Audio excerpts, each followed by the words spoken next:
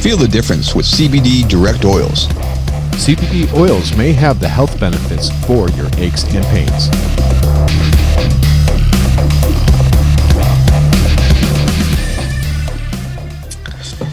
Welcome to another episode of PDR Tool Time. Today's episode is 226. I'm John Renstrom alongside Vince D'Alessandro, who's almost awake, Hudson Tansey, and the ever-famous, always wide awake Grandpa Grom.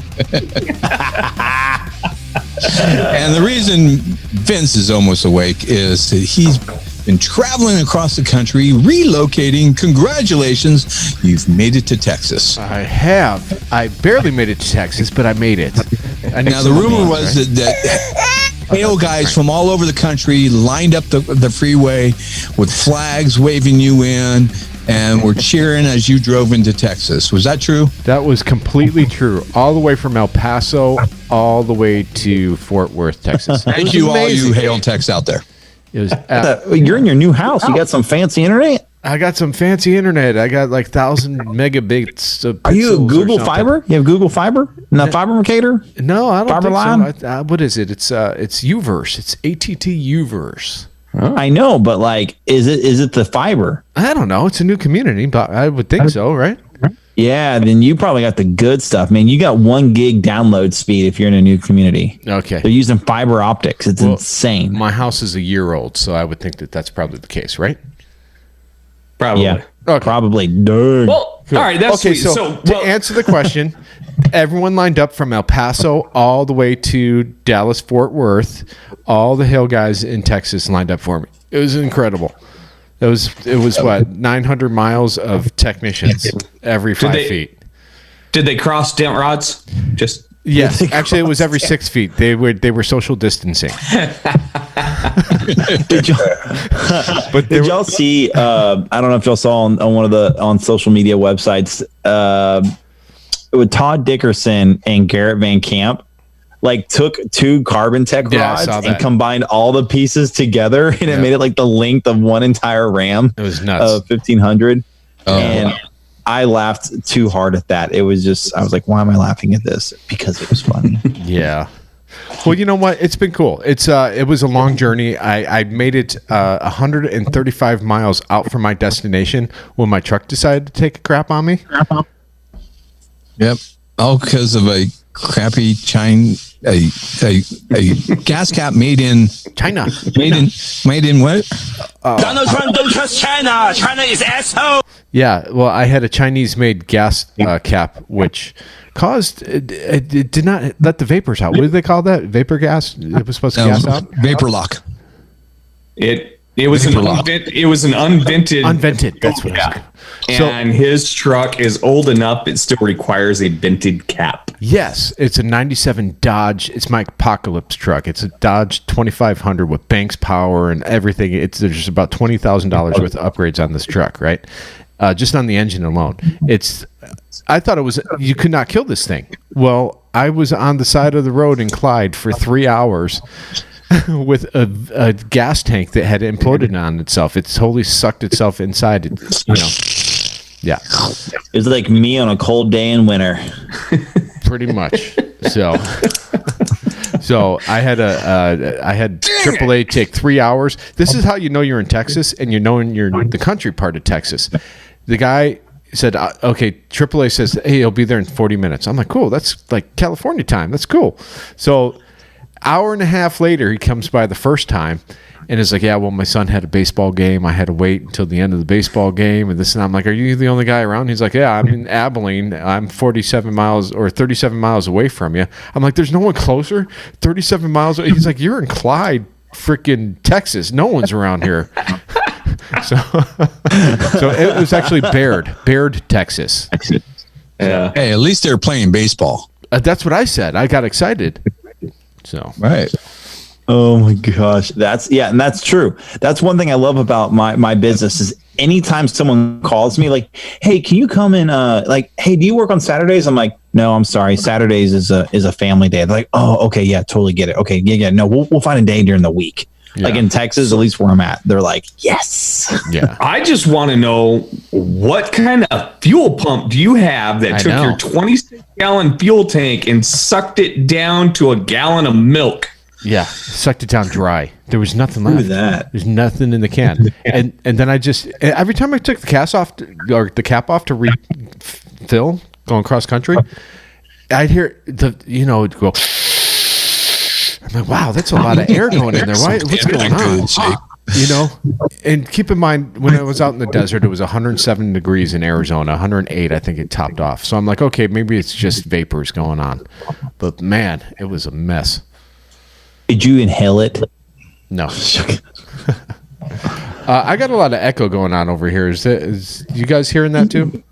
I'm hearing echo. It's because you have nothing on the walls and no furniture. Yeah, I don't know if it was that, but it's more of an internet thing. Man, it's new. We're giving you a break. Okay, what's the show about? Yes. What are we talking about today? Go. All right. So we're kind of continuing on with a little bit of what we talked about last week. PDR standards. We kind of discussed a little bit into the whole OEM procedures, that sort of stuff. And we're going to kind of, I think, go down that road just a little bit more next week. I mean, Daniel, we kind of eased him into the idea of having to put a belt molding on if he touches it. So we'll probably have to give him a little week. He's old. He's only had 7 days to recover from that thought process. We need at least another 7. We've had some interesting things. We were talking about stuff that drives us crazy on PDR. Yeah. And what is it about our profession? Now, one thing about next week, we're starting to get some experts that have done a lot more research about this stuff than we have. Dave Pinto reached out to us. We're going to have him on next week, and he's going to talk a little bit more in depth about what PDR Nation has done with all this stuff with OEM procedures and whatnot. And he's gone to battle with some of these body people that like to bash PDR on the internet and in person already. Yeah. So we're going to have Pinto on, David Pinto from New Jersey, and talking about education and stuff. Yeah, so, David Pinto is a wealth. He is just a whole barrel of wisdom that a lot of us don't have. He has got his hands in things that most PDR guys don't. So he knows things that I cannot wait for that episode. Yeah, he latched onto the scanner thing early on and was diving into that. And everyone was calling him an idiot, or like, you're dumb, you know what you're talking about. And now it's becoming, he was ahead of the curve. Yeah, he was right. He seemed like a naysayer. He seemed like a conspiracy theorist, but actually it turns out he was not a conspiracy theorist. He was correct. So, and now today we're going to have someone else on the episode from the other industry organization that is looking out for us PDR techs, NAPDRT. We're going to have old Shappy on, Keith Howard Shapiro. Well, he's not coming on in an official capacity with NAPDRT. Very true. Thank you for clarifying that, John. Yeah. And speaking of clarifying, I did say one thing before we go into next week, though. Last week, I did mention that, hey, once you kind of get an idea and understand your OEM procedures, you don't have to cross-reference them every week. But that doesn't mean you should never check them again, because Toyota has changed from a replace a part to only replace the clips on the part. So those can change even on existing parts. So I wanted to clarify that. And one other point, Toyota says they average 5,500 parts per automobile that are one-time use. So good luck. I can Godspeed. I can tell you. Okay, go ahead. Let's clarify that really quick, John. What you just said is that Toyota's official statement is they have 5,500 different parts on their vehicles on average that are one-time use parts. Correct. Oh. But do take into account that if you take each and consider each and every door panel clip, I mean, there you go. Like, yeah, that's 18 clips in one door. Right. So, by the time you do that times 4 doors, pretty much all mechanical bolts, are one-time use bolts. So, as far as body related, I don't know. Pay the money, get on the OEM site, look it up your damn self. That's all I'm saying. and it'll be an eye opener. David Pinto will hit on that. We can talk to Keith about that a little bit. But what we're bringing Keith on for is all hellish broke loose on the old Facebook here, and guys are talking about walking out of hail deals, brokered hail deals. So, you know anything about that, John? Have you ever done that? I've never had to walk out of a brokered hail deal because I've never been involved in a brokered hail deal. Because you decide to, are you the kind of, because I think there's a bunch, I'm not a hail guy, but I feel like there's some hail guys, like hail hits, they just show up and they just find a place to work and they'll figure out the details later. Well, most brokerages have a list of guys that they call in all the time. You got your top techs, and then those guys can sometimes be able to invite other techs in. And that's actually what we need to give Keith a call about, because Keith is far more knowledgeable on that end of the industry than I am. Fantastic. Just because that's not an end that I'm in. Now, I have received those calls, and, it always kind of goes the same way as the you get called in, you especially early on, it's, we want you to fix these cars. We don't know where the money's going to fall. Let's go ahead, let's figure out how many cars we can fix and get involved in that end. Well, why don't we do this? Keith is ready to go. Do you want to get him on and start talking about that?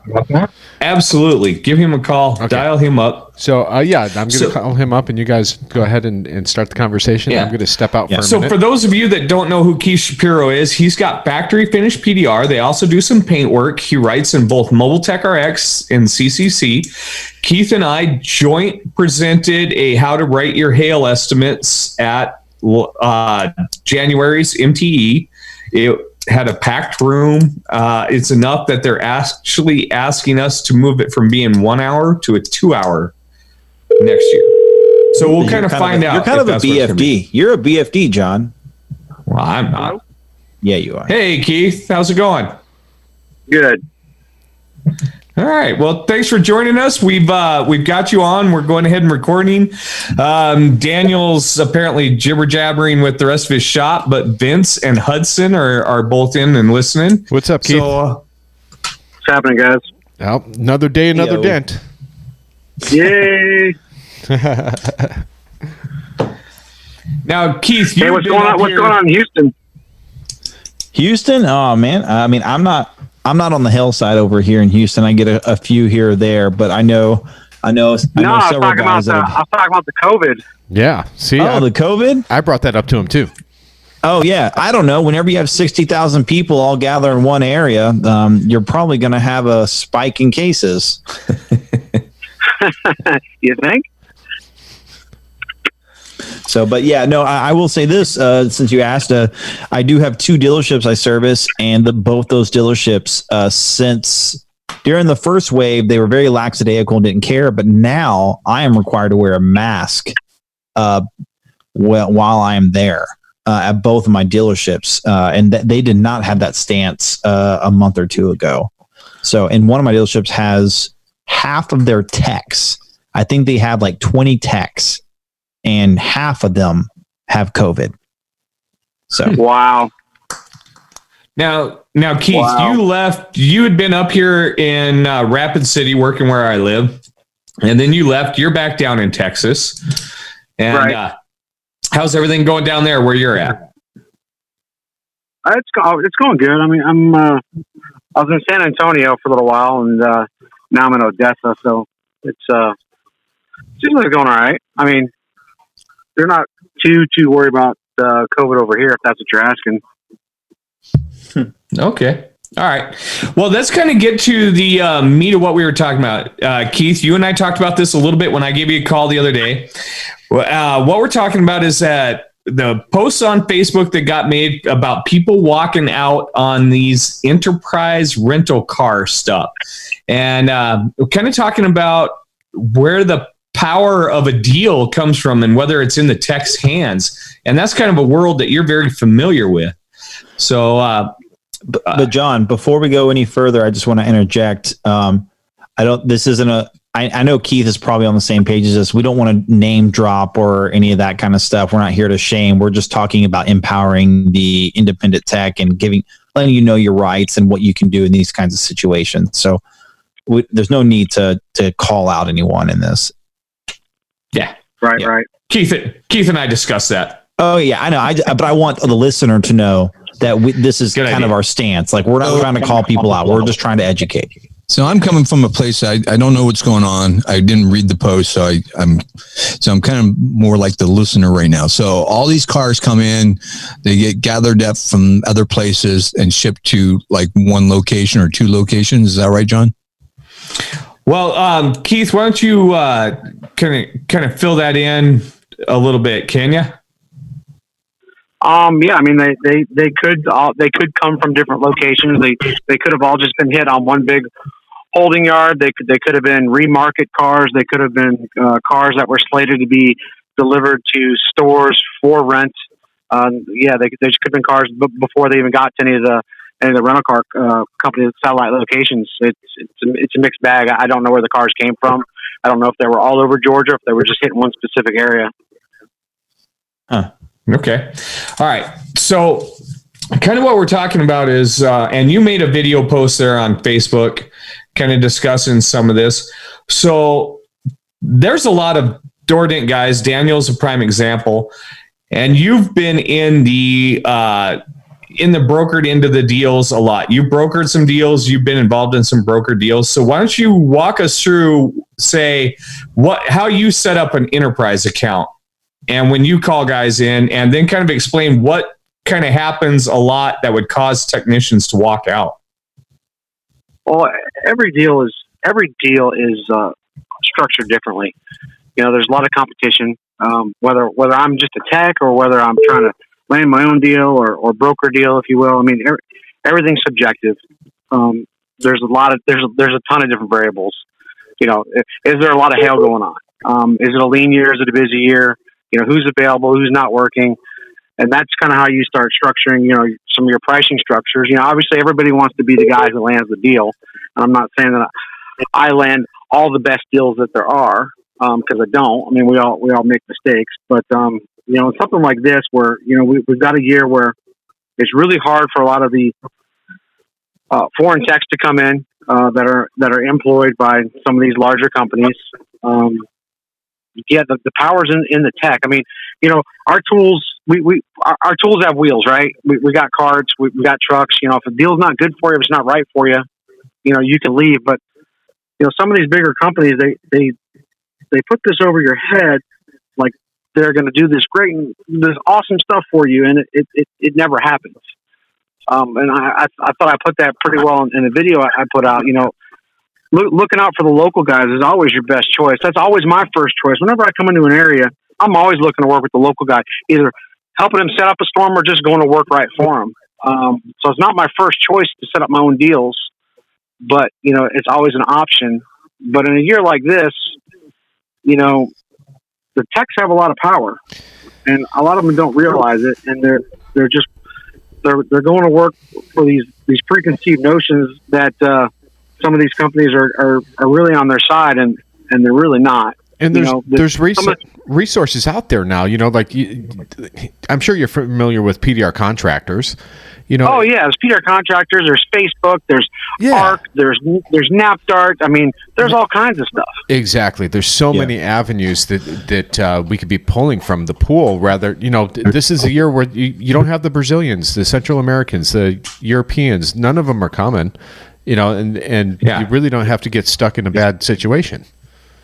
And it's not saying anything bad about, you know, any of the Europeans or South Americans. You know, I'm not down on any of them. You know, everybody's got to work. You know, the big thing is that, you know, if everything is on a level playing field, which it rarely ever is, but, you know, a lot of times these companies have an unfair business advantage because they're bringing in guys that work for way less than we do. They're not invested in the community, and they're here and they're gone, and it helps establish a pricing structure that these companies are used to. Yeah, exactly. Yeah. So bargain basement pricing is more or less it.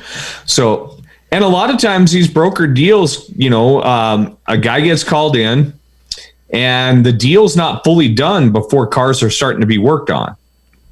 So a lot of times techs are in there banging out these cars and they're still trying to establish the dollar amounts on that. And a lot of promises get made, and those promises don't always end up getting fulfilled for those dollar amounts. And that happened to me back in Arizona. What was that, 2010? I showed up. I'm living in California at the time. It got hailed on, as we all know. It's a huge storm. I was there the next day. I got there way too early, but people started pulling in the cars and just start working on them. And I didn't even know what I was working for, and I didn't know the numbers or anything. And by the end of the week, I'm like, I'm out of here. I'm going back to California where I know what I make. And it wasn't a good thing because everyone, a lot of people came up in that storm. A lot of people made a lot of money in that storm. And I had such a bad taste in my mouth for just spending the first week out there. Yeah. So what happens in a lot of these commercial jobs, okay, because I've been involved in quite a few of them. These commercial jobs are different than dealer gigs. Yeah. All right, dealer gigs, they're still waiting for the numbers to come back from the insurance company. They've got a sample list back from the insurance company, maybe 10 or 20, and then they're still negotiating. They got to go back through all the estimates, make sure they're written right. These commercial gigs are different, right? Okay. Within two, they'll take bids. They take bids, okay, and they're going to go with the lowest bid, and it's set. So these companies that aren't giving guys prices, they already know what the prices are. Hey, I mean, Keith, there's no kidding yourself about it. Yeah. Before you go any further, I need you to help me understand the difference. Whenever you say commercial gig, what do you mean? Well, you got your holding lots. Okay. You got your ports, you got your rental car companies, and you got your manufacturing gigs. Those are all commercial jobs. Okay. So that's basically what you're saying. A commercial gig is a mass quantity of vehicles that are waiting to go to a particular location, but they're just in waiting and they got hit. Yeah, well, they could already be at the particular location. Yeah. Most of the time they are. Now, if you're dealing with something like where there's a bunch of satellite places, maybe like whatever rental car company that says Enterprise, there could be 5 lots where these cars are at. Okay. So what they're going to do is you're going to go over there and we're going to estimate those cars. I'm going to bring a team of guys with me and we're going to look at these cars all together. And we're going to go, okay, this lot's hit this hard, this lot's hit this hard. We got to come up with either a blanket pricing for all of them, or we're going to have, if there's 5 lots, we're going to have 5 different pricing per lot. Okay. So those cars in this lot are going to be this price and so on and so forth. So they already know what the prices are. That's the bid that they submit. Now, if they're chosen to do the repair, that's the agreed upon price. You already know what the price is, or they already know what the price is. Okay. And so on these commercial, now look, for the record, I'm incredibly ignorant to this kind of thing because I'm a door dinger. So on this kind of thing, is this I'm assuming the commercial, Enterprise, they're going to take out an insurance thing, right? They're going to claim it on insurance. And then there will be an agreed a flat price for each car that the insurance agrees to pay. Well, to the best of my knowledge, most of these car rental companies are self-insured. Yeah, that was my thought. And by self-insured, what does that mean? It means they insure themselves. They insure themselves, they have enough money on retainer. Yeah. But Hudson, this is going down a different road because insurance is pointless in this conversation. Okay. Now I know that. Before, I'm coming from a completely innocent type. I know nothing. Sure. And I'm trying to ask enough questions that someone who doesn't know nothing like myself that they would ask. So excuse me for the abundance of questions. A couple years ago, I think 2 years ago, the Volkswagen holding yards were hit. All those diesel cars that were pulled off market. 2 of them were hit. One in Texas and one in Colorado. So I got asked to bid on those cars. Those were all self-insured. They didn't go through any insurance. The manufacturer was paying for it. So Keith, what? Last week's topic was talking about OE procedures and stuff like that. When you get on a deal like that, and someone now, Are they following OE procedures? You're working for the manufacturer. Say Volkswagen got hit. You now have a team of health experts there doing work, dropping headliners. Maybe they're dropping the headliners for you, doing all the R&I themselves. Are they even quality checking what you're doing? And sometimes, right, because if it's so low, it's like you're just trying to fly through these cars and everyone's trying to make a buck. The manufacturer's trying to get the cars back out there to be sold or whatever. So it just seems like a colossal mess of OE procedures go out the window at that point and just get the car done, right? You know, when we're talking about R&Is, yeah, absolutely. I think Enterprise they mandate that if you're going to work on their vehicles, you have to do the scans. You got to be able to prove to them and send them the scans that you've done. Yeah. You know, when you're doing some of the other manufacturers like Mercedes, yeah, they're climbing around the inside of the vehicles, making sure everything's put together correctly. They're doing pressure tests on the cars. They're running them through high pressure jets to make sure nothing's leaking when you're done. Right. When you're working for the manufacturers, that is. Gotcha. Okay. But when you're dealing with holding yards, that's a whole other story. They don't care. All right. And that's what this Enterprise deal that went south is, correct? The holding yards. I'm not sure if it's 1 yard or if it's 5 yards. I know that there's a bunch of cars, and I think they're being dispersed, maybe to some other markets to get repaired as well. Yeah, yeah. And so what I want, or I think what we want in this episode of what we're trying to explain is we want people to know, especially the independent tech, that you have rights. You have choices. You have choices. Excuse me. You have choices. And it was very clear. You and Joe Stonich, I believe is how you pronounce his last name, were very vocal about this deal at Enterprise.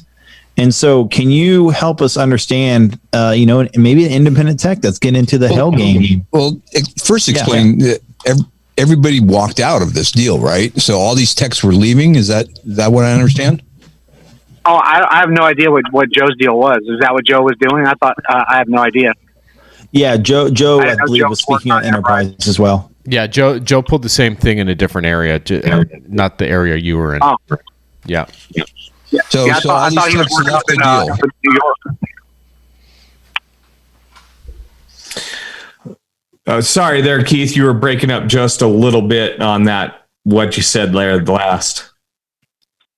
Oh, I thought Joe was working up in New York. I have no idea what he was working on. No, okay. All right. Well, yeah, the two of you kind of made posts very similar in time. And so now here's what I heard, Daniel. And this is now granted, I'm not there and I don't work any of these deals. Multiple companies were involved. Cars got, the retail pricing of the cars was extraordinary high. The damage is extraordinary. And then the techs were getting paid dirt cheap pricing. Techs got mad. Techs finished the cars they were on. To my knowledge, nobody hacked out a car and thrashed it and then left mid-car. What I've heard is everybody at least finished the car they were on and then walked out of the deal, which is back to where my statement was, and what Keith, you and I have talked about, is the most powerful word in any technician's vocabulary is no. No, I'm not going to do this, and they left it. Now, I don't know if those deals are now unmanned because I don't know anybody involved in the upper end of management of any of the companies. But you made a post talking about, what it is that these companies, how they treat the individual technician. And I don't know if I can use all the language that you used. But at the end of the day, you and I talked a little bit, and it boiled down to the fact that the power is within the tech's hands. If you are unhappy with what is going on with the money, the deal, the people around you, if you're willing to walk away, then you hold 100% of the power. If you're unwilling to walk away, you are owned by everybody. Is that what you would say, Keith? Yeah, that's what I would. That's what I would say. What I want to. If you agree to work for something, then you agree to work for it. If that's something that you knew walking in that hey, listen, these cars, I'm going to do one a day, and they're going to pay me $750 or $1,250 a car, and I'm only going to get one a day. I mean, you knew what you signed up for. But that's where I have an issue, is that's not what they tell you in the beginning. They don't tell you anything, and you go in there on blind faith thinking that they're going to take care of you. And a lot of these guys travel halfway across the country, and they get there, and they're, for lack of better terms, they're kind of screwed, right? You've just traveled halfway across the country to get somewhere to go to work under a false pretense. And what you're saying is they're the false pretense by omission. These companies know what they're setting everybody up for, and they're just not honest about it. So sorry. The famous old look. A tech like you can do 5 of these cars a day. Have you ever uttered those words, Hudson? That's so. Yeah, that's foreign to me. There. So Keith, you walked into this deal. What happened to you personally to this deal? To what, the enterprise deal? Yeah. Keith wasn't in. Oh, you weren't there. No. I wasn't a part of it, and I would never be a part of it, strictly because of the companies involved. I mean, I know the game. Yeah, Gotcha. So, I know exactly is what they it? do. Keith, help me out here. Is it pretty, like, to me, it's absolutely, to me, it's as a door dinger, right? Like, I do retail jobs. Like, before I even start a job, I've already discussed it in length, practically have it in writing what the job is going to cost before I even put a tool on that panel. Is it a pretty common practice for Hail guys just to show up and they say, all right, get to push and we'll just discuss things later? Is that a thing? You know something? It does happen. And I've been guilty of it as well, where I'm still negotiating a deal at a dealership, and I'm kind of working on blind faith, but I let people know that to begin with. Like, I think that this is what the pricing is going to be, but it could be this. I mean, it does happen, yes. But this is when you're talking about dealerships, because they want to start getting their cars fixed pretty much right away, after the cars have been inspected, because they're still waiting to get the numbers back from the insurance company. And it could take a week to 2 weeks to get everything settled with that. But these manufacturers' gigs, or these commercial jobs, they know pretty quickly what the prices are going to be. So but aren't the technicians? Go ahead. Aren't the technicians setting the price? No. Who sets the price? Going in there.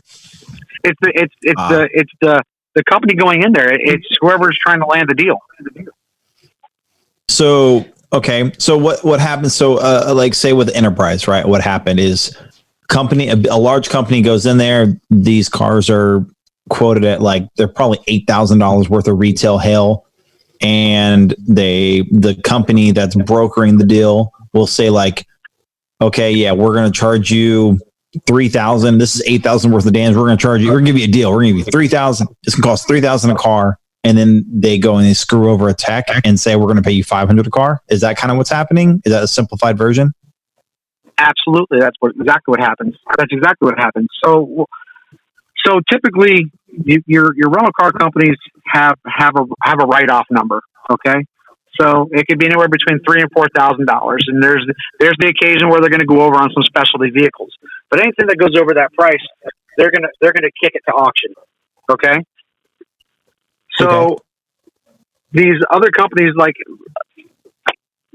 for example, there was a deal I just worked here recently, which went absolutely fantastically. And I wish I could name drop the person that I was working for. It was beautifully done. He was very forthcoming with all the information. These cars, the rental car companies get kicked back a certain amount of money. Okay. Go ahead. Well, if someone did a good job and did an incredible thing, I have no problem with you name dropping someone doing an incredible thing. Not everybody wants their name dropped, Hudson. Oh, okay. Sorry. Disregard. Their phone would just blow up. Yeah. The rental car companies get kicked back a certain percentage. Okay. So I'll throw a hypothetical number out there, $4,000. So if there's a $4,000 car, the car rental companies get like a 25% discount, or they get kicked back 25%. So that makes that vehicle a $3,000 repair plus any parts it might need, right? Unless it's something that's going to need conventional work and they all agree upon it that it's going to get conventional work on it. So if it's a PDR car and $4,000, the rental car company is going to kick back 25%. So at least $3,000 left over. So what these larger companies do, because they're used to dealing with usually newer techs or techs that aren't really well versed in hail and dealing with, foreign labor, is that they've now got $3,000 to fix that car. And they know that they're going to bring guys in and pay them $500, $750 a car, $1,000 a car. So there's a $2,000 profit in there, which is why now it used to be, listen, we're going to give you 70%. That's why they don't give percentages anymore. They just give you a dollar amount. Because they don't want to be called out on being a liar, because some of these companies have already been called out on being a liar and they've gone to court and they've lost. Huh. So now that's why they just drop out a dollar amount. You're going to get a flat rate of these level 1 cars are going to pay $250. These level 4 cars are going to pay $1,000. Okay. Hold on a second. So how do we take that control back? Because it sounds like the techs aren't in control, and I hate seeing that. I like to see the techs in control of the pricing and dictating how things go. Is there a way for techs to be empowered here? It's just communication and, things like Facebook, disseminating information, knowing who the good people are to go to work for. That's, as a technician, yes, I want to be able to dictate my own pricing, but I know that that's not feasible, right? Because we're all going to have different pricing. There has to be some sort of a limit, because if I get what I want on a car, I'm going to want $10,000 off every car. I want to collect 100% of that.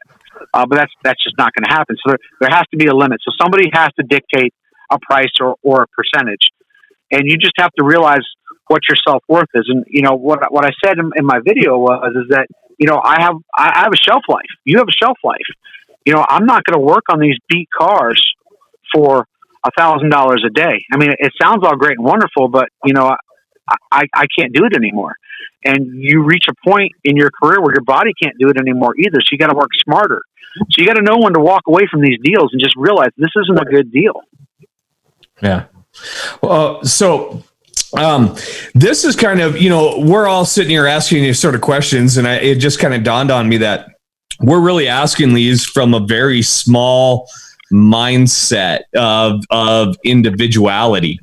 And ultimately, the world that you're describing and the world that we're discussing is more of a boardroom type world, where this pricing, these agreements aren't done out in the field as we all would. These agreements are done, if they're going to be in the field, it's most likely going to be a golf course somewhere, more or less. Is that kind of what the difference is? No. So what happens is you go out there, with your team, you take your samples of the damage, and you sit down and have a conversation with your team, and you figure out, hey, what can we get these things repaired for, which is fair? Okay, which is where we can make money, and the techs can make money. All right. Okay. So that's how it's discussed, and then you put together your bid and you submit it. Right, in a perfect world. Now, the world that we live in is that these companies that are doing these big commercial jobs, it's not what they do. They'll look at the damage. They'll go, okay, how much can I actually just get a tech to do it for? Okay, I pretty much know what I can charge, but how much can I get a tech to do it for? So the idea is to find out what the minimum amount a technician is willing to stick it out for.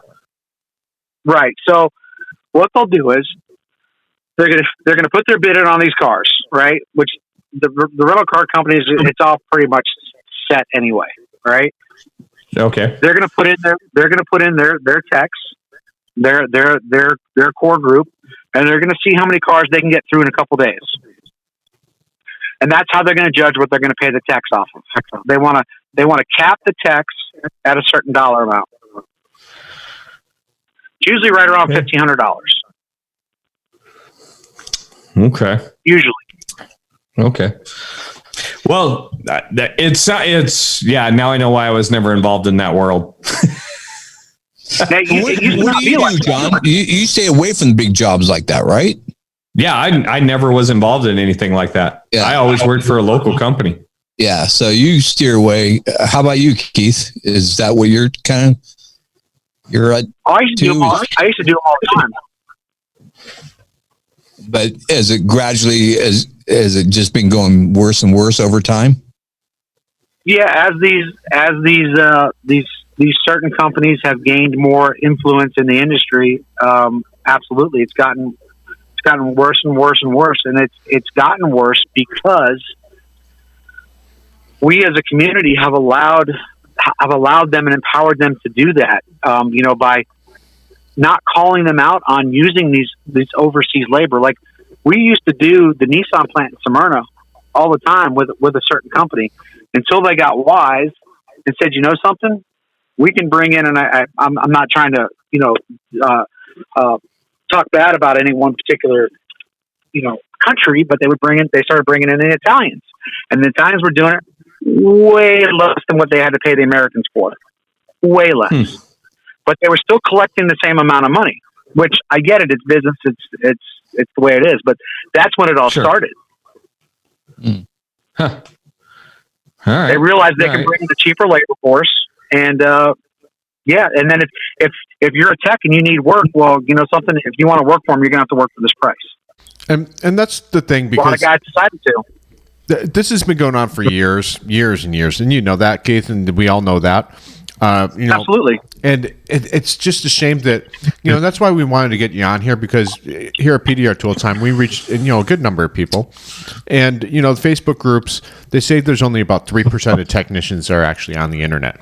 So, the more that we talk about this and more have dialogue about it, I think it's going to help our industry in the long run. And we're not just like talking to you about it and hitting it and quitting it. We're gonna continue to talk about this. Yeah, we want to shine a light on this. And look, guys, we are in control of our industry more than any other time. We've taken our at least on the retail realm with Mobile Tech RX, and really have gotten our pricing where it should be. And it was in the dumps when I first started going to MTE, and now it's friggin' awesome. And everybody's on the same page. We just need to, kind of shine a light on this part of the industry and make sure everybody gets on the same page, because our future we have a choice. It's going to get worse or better, and we can make it better. Yeah, and like Keith was saying, us older technicians, we have a shelf life. We can't be doing this for forever, and we don't want to see our prices going down. We need to see them, going up, if anything, at least with inflation. Yeah. I mean, if you look at the body shop side, so we've all seen the body shop percentages go up and up, right? I mean, yeah.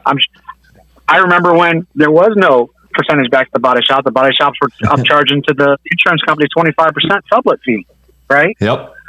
And then people started being more competitive and trying to get in these shops and giving percentages away. But then something happened where all of a sudden these percentages really started skyrocketing, and you can equate that to, I'm not trying to knock overseas labor, but it's come across to this overseas labor, and the American techs were still supporting these companies that were bringing over these labor forces and helping them succeed and helping them land more shops, not realizing they're pushing themselves out of a job. Right. Yeah. And because the more they were helping prop these companies up, the more influence they got with these body shop chains. So those local guys that used to land those body shops don't land those body shops during hail anymore. They go to these bigger companies. And I feel really, really horrible for these local companies that service these body shops year long. And then as soon as it hails, they get dropped because these other companies that got propped up by with using overseas cheaper labor and then forcing some of the American techs to work there to get in the door and then replacing them. I feel really, really bad for them. Really bad. Like, it hurts my heart. It really does. You know what? Keith. What sucks even more is I have a dealership, a body shop that I have serviced for 8 years. 8 years I've serviced these guys, and they got bought out by a larger company. And as soon as that larger company came in, I told the managers there, I'm like, look, they're gonna hire as soon as hell hits, they're gonna hire a bigger company. And they're like, no, they won't do that. They're gonna let us have control. Lo and behold, as soon as that hell hit, man, I was out the door, and they were going to the highest bidder. And so they currently have some guys in there. Lowest bidder. Yeah, they're giving 40% to the body shop, giving 40% to the body shop, and then after that 40% is given, the tech makes 49% off of that 60%. So and these are American companies. These are American dudes working. These aren't Brazilians. It's nothing. So I know exactly what you're saying because I have felt it close to home. But this is why you go to PDR Contractors. You become a member. You download his contracts. You lock up your body shops. If hail hits, once every 10 years, you lock up your body shops with his contracts. This is what he preaches, and that won't happen to you. So, I don't really know much about the contracts with PDR Contractors, but there's more and more big, large MSOs. So these companies are locking them in at a corporate level, and they're able to lock them in because they're able to show a track record of servicing these large shops. And the only way that they can show this track record of servicing these big MSOs or these other shops is, again, by cheaper labor, larger percents. So it's a very tough battle to fight. Yeah, I would agree. And ultimately, the power just kind of comes around right to the guy pushing the metal. So you're the one who gets to make that decision. But all right, Keith, we're kind of running out of a little bit of time here. I really want to say thanks for coming on. Yeah, thank you, Keith. And Keith. In closing, though, the techs do have the power. I mean, don't support these companies. I mean, I can't say it enough. Don't support these companies. Support the local guys. Yeah, they'll be better off. And Keith, I would be remiss if we didn't bring it up. Of course, everything you spoke today is your personal opinion. You are not here speaking on behalf of NAPDRT, but you are, as I recall, you are on the board of the National Alliance of PDR Technicians, correct? That's correct. Yeah. So, and that is an organization that is fighting for the independent tech, so things like this do not happen, correct? Yes, and thank you for bringing that up. We definitely could use more members. There's power in numbers. Yeah, and so just to give you guys a gist of kind of how NAPDRT works is right now the insurance companies, whenever they think, oh man, we need to hear from PDR perspective, who should we talk to? Oh, I guess we should talk to Dent Wizard or another large company, whatever large company is out there, since they have the most techs. And what NAPDRT does says, hey, you know what? Be a member. I think it's like $100 a year annually. And we can be, with our numbers combined, we can represent you, the independent tech. And then they give a voice to the independent tech.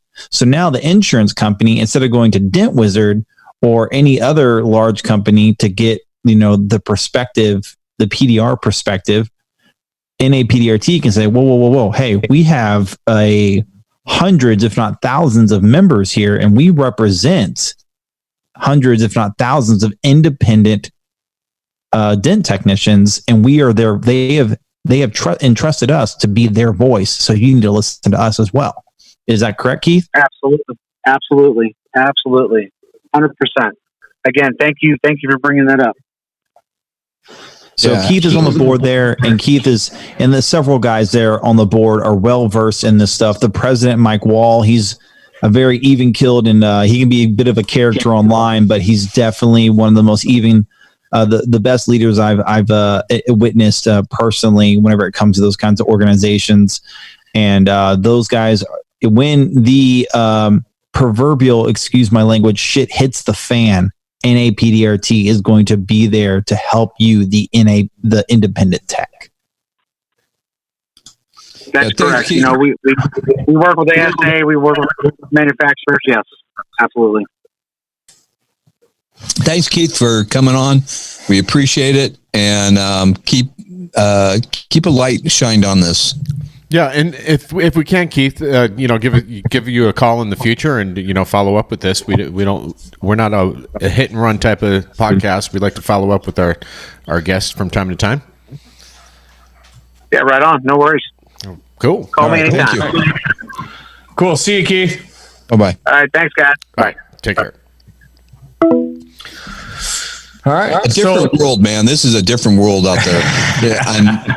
Yeah, John, I don't know how you can be in that world, man. That's a difficult thing to handle for me. Yeah, I don't know it. I'm just I was picking the brains of guys at the shop today because they've worked a few of those commercial gigs, and I've never been around any one of those commercial gigs. So do we know what happened to that whole thing? All these techs left these deals. It's not. It's not like that though. Someone's doing the work. Right. Someone will always step up and do the work. Exactly.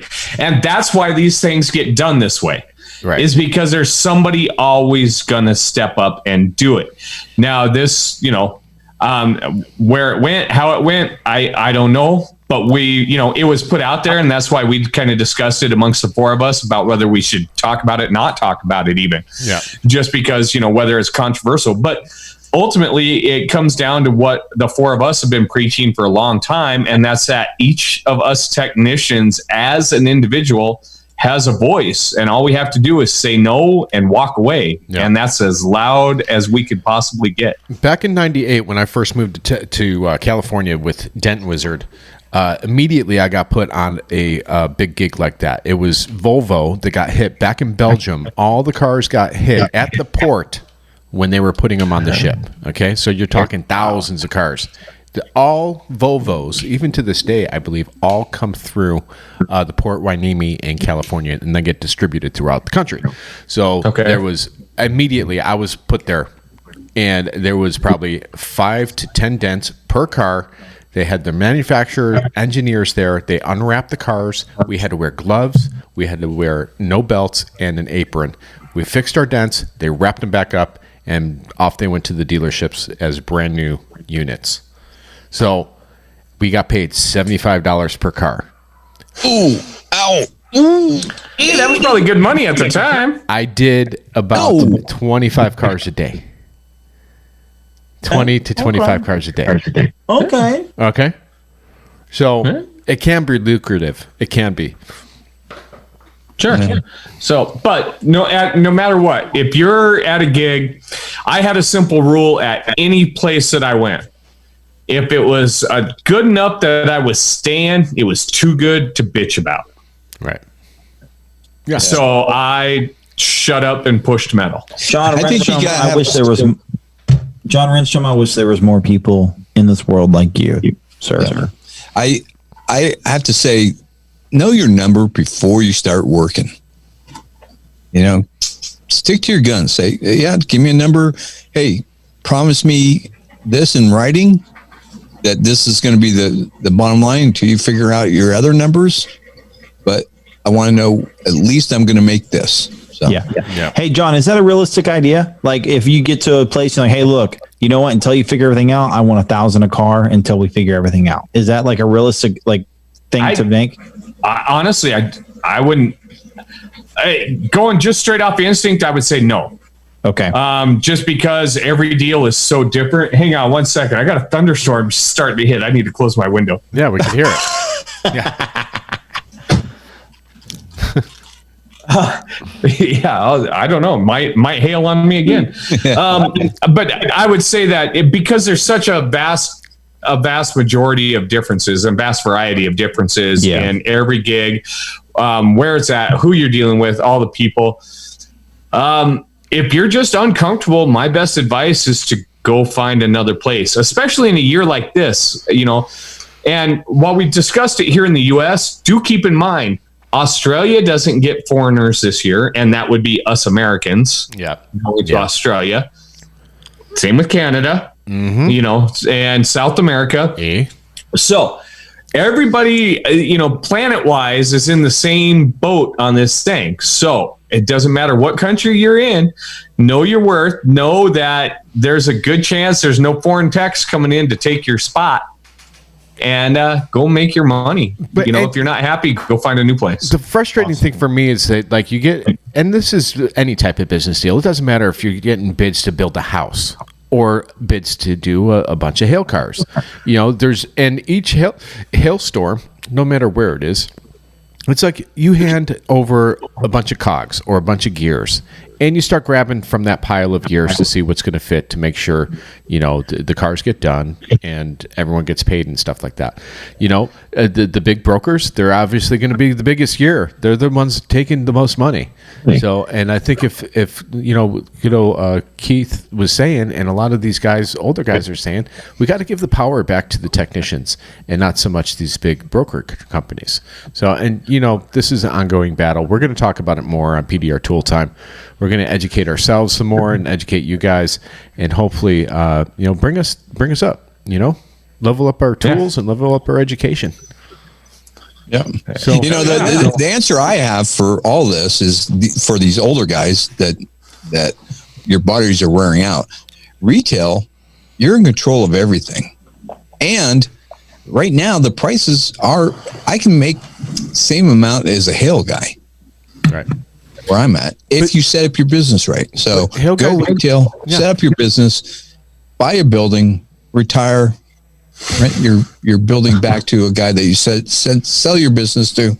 That's for Daniel. It's working for Daniel. Yeah. It's working for me. Yeah. Here's the deal: I agree with you, Daniel. There is some decent power there in retail, and I say that like very much biased because that's what I do, but I'm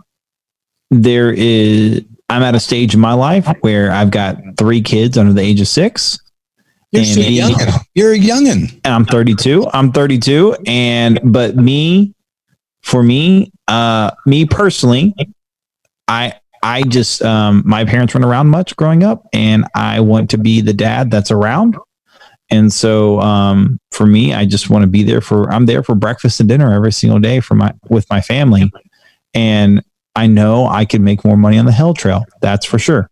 But I will sacrifice a little bit of extra income so I can hopefully be a better father and husband. So there you go. And I think that's worth. And to me, that's worth it. Absolutely. Everyone has their own thing. Yeah, absolutely. Obviously, John is John and his wife, and they make their money, and they don't have to pay out to the little snotty kids. Not that your kids are snotty, because I love your kids. That Ren, those pictures you posted today. Oh my God. Yeah, Ren turns 2 tomorrow, and I'm in a puddle of tears tonight, probably, because that's going to be my 1-year-old is now turning into a 2-year-old, and she's my little daughter. Yeah. And good Lord. Yeah, she's cute as hell. So anyways, let's wrap this up, gentlemen. It was a great show. Thanks for everyone listening to the show. And Daniel, what the hell do you got to say about all this shit? Dude, level up your hail tools. Don't do stupid stuff. Embrace the crazy broker deals. And keep your deals stiff. Damn it. Thanks for listening. Make sure to hit that subscribe button so you can stay up to date with all the industry and tool-related news every week. Visit AnsonPDR.com for the largest selection for just about all your PDR tools, where you'll find hog glue and hog tabs. Don't forget to grab your Magnatech mat, available at most PDR tool distributors. Mobile Tech RX, the app that helps you make more money.